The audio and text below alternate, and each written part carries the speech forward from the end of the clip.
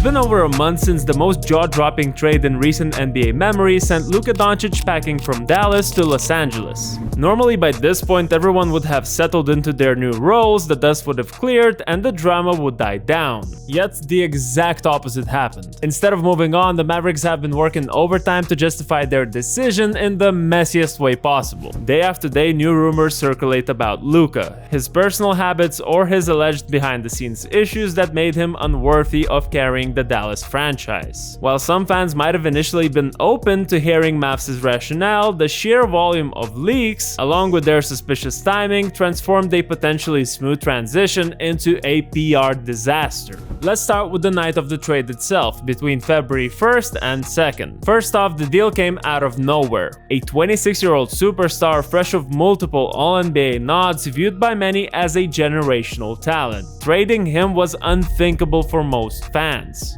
Yet the Mavericks did it. By February 3rd, just a day after the trade, leaks started coming out, almost like it was orchestrated. First, GM Nico Harrison made a public statement emphasizing defense wins championships. On the surface, it sounded like a standard basketball cliche, but in context, it seemed like a low-key diss. Everyone knows Luka has never been an elite defender, so it sure looked like Harrison was sending this message: we couldn't win a ring with a star who doesn't lock down on D. See, that's a bizarre stance for a franchise that had no problem siding with Kyrie Irving, a similarly offensive-oriented player just a year prior. The statement also ignored the fact that Dallas once won a championship with Dirk Nowitzki, who wasn't exactly known for his defensive dominance. With him, it was about all these defensive pieces around him. But defense wins championships was only the start. Within days, stories were suddenly everywhere about Luka weighing 270 pounds at the start of the training camp. If that was genuinely a major concern, why wait until after the trade to spill it? If Luka was so out of shape, you would imagine the team or local press would have brought it up when it actually mattered. Like, say, at the beginning of the season.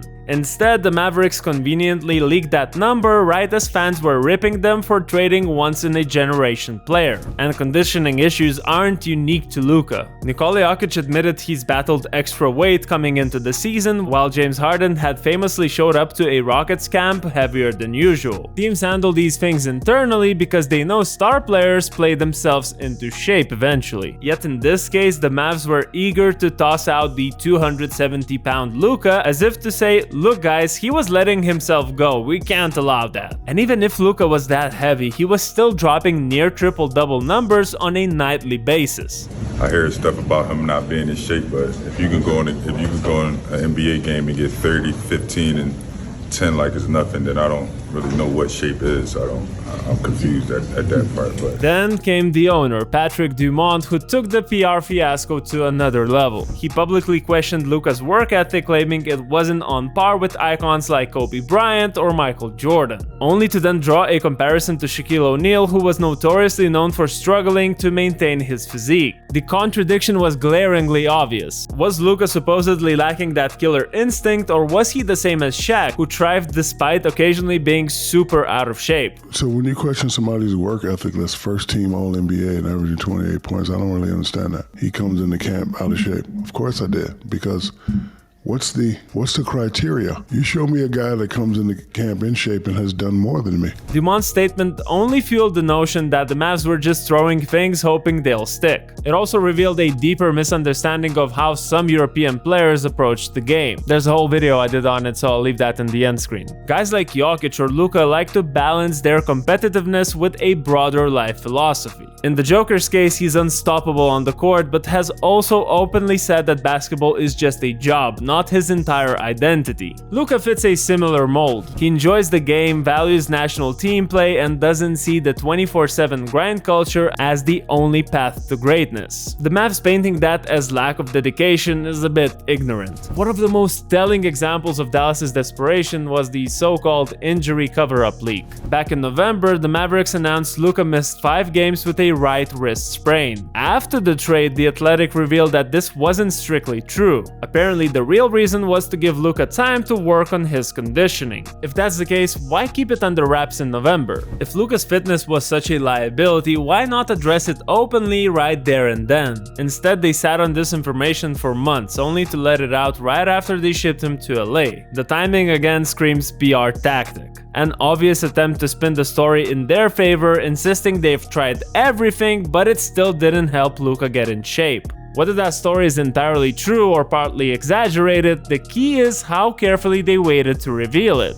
Then there's the hookah and beer narrative, rehashing stories from Luka's teenage years in Real Madrid. The Athletic reported on his quote-unquote concerning habits right after he was traded, years after he allegedly smoked hookah or had a beer or two. Seriously, that's the bombshell? The NBA is a league where many players are open about smoking weed both during the season and in the summer, and guess what? Nobody bats an eye. So why act like having a hookah session is the downfall of Luka's career? Again, it reads like a poorly crafted smear campaign, shining a spotlight on something only after the team parted ways with him, presumably to show the fanbase he had questionable habits. All of these rumors boil down to one thing. Dallas is trying to excuse a shocking trade by implying that Luka was too flawed to build around. Compare this to how other franchises handle these kind of exits. Jimmy Butler, for example, forced his way out of Minnesota, had friction in Philadelphia, and then ended up in Miami. Neither side launched a public smear campaign. Meanwhile, Dallas is flailing, lashing out at Luka in a way that suggests they're not so confident about the move themselves. If they were, they would just let time prove them right. Instead, they're dumping every possible negative rumor they can on Luka. But here's the best thing about it. Luka hasn't taken the bait. Everyone who's followed Doncic's career knows he can get heated on the court. He'll bark at refs, he'll let frustration show, and you would think these repeated personal jabs might set him off. Instead, he's been nothing but cool. After playing Dallas, he hugged every former teammate, every assistant staff member, but walked right past Jason Kidd and Nico Harrison, as if they were invisible. That's a statement. Even though it's silent, it's actually very loud. And I'm sure that comments like these definitely had a lot to do with it. Going to the finals was a great experience, but we felt, we had to get better.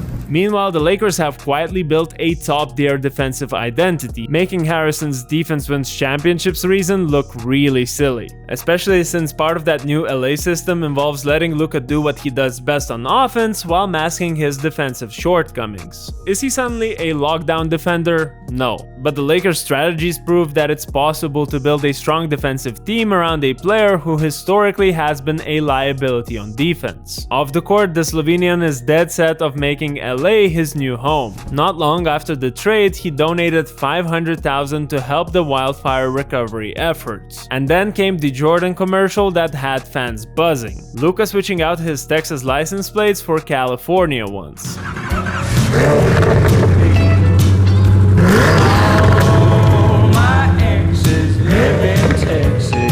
I'm pretty sure that's not the actual Luka, but that's the extent of his response to all these negative leaks. No Twitter rants, no press conference meltdown, just a move that says, I'm not looking back. On top of all that, he's already racking up 30-point performances against teams like the Clippers, who used to be one of his bitter rivals back in Dallas. 31 points on March 1st and 29 points in their second meeting a few days later. If the Mavs intended to break his spirit with all these negative leaks, it seriously backfired. He looks motivated, relaxed, and slowly returning to the unstoppable form that led Dallas to the NBA Finals last year. The Lakers have already surged near the top of the Western Conference, while Dallas only fell in the play-in race. AD, who was that defensive anchor they were willing to give up Luka for, still only has played one game due to his injury in his debut. Plus, Kyrie is out for the season with an ACL, which basically makes all Harrison's statements about championships look even worse now. Just to conclude with all these shady leaks, I think the lasting damage might not be just with fans. Other players around the league notice when a franchise attempts to publicly bury a star player on the way out. Future free agents might wonder if Dallas would do the same to them in a worst-case scenario. Reputations like that can stick for years. Ultimately, in the court of public opinion, the verdict is already in. Luka Doncic has handled the Mavericks' shady leaks perfectly. But I'm curious to hear what you think about this whole messy trade aftermath. Let me know in the comments below. Check out that Luka video that I referenced earlier, hit the like and subscribe for more NBA takes through an overseas lens.